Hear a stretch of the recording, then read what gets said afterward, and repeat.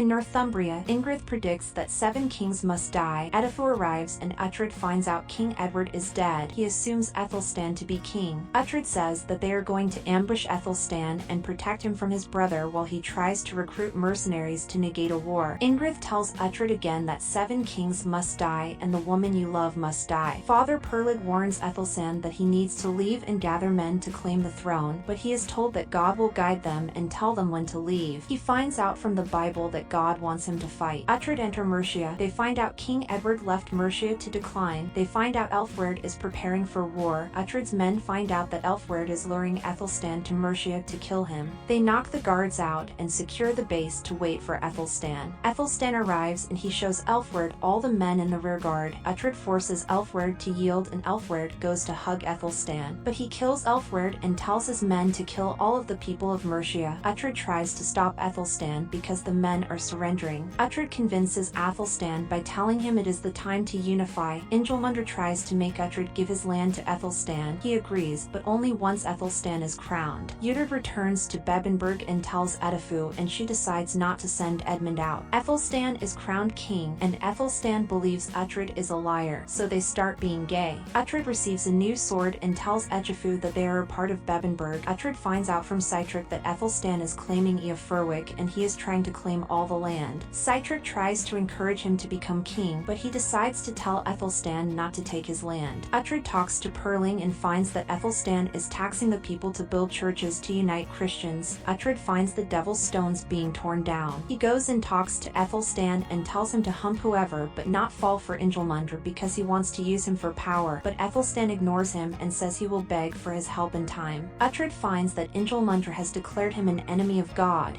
and incites his followers to kill him. Ethelstan hangs Aldheim. Osbert lets Mundra into Bebbanburg, but Utrid arrives and locks Mundra in prison and forces his people to tell Ethelstan to make peace with Northumbria, guarantee the borders, and make sure no one has to follow his god. A villager tells Attrib that they found silver in a cave and they are held captive by Ethelstan. They bring Attrib to Bebbanburg and force Osbert to open the gates or they will slaughter him. Attrib tells Osbert not to open the gates, but he does so regardless. Mundra is released and he takes Osbert and Edmund to become shields of war. Attrib is brought to Ethelstan. Ethelstan banishes him from the land, and anyone that seeks to help him will become his enemy. Ethelstan invades Scotia. The wolf people find Attrib and they bring him to Onlaf, and they tell him to join them in war, but Attrib denounces war, and they tell him to join Ethelstan in supplication and kill him. Attrib meets with Ethelstan and tries to tell him that Mundra is a spy for Onlaf and that they are gathering an army of kings to overrun him, but Ethelstan forces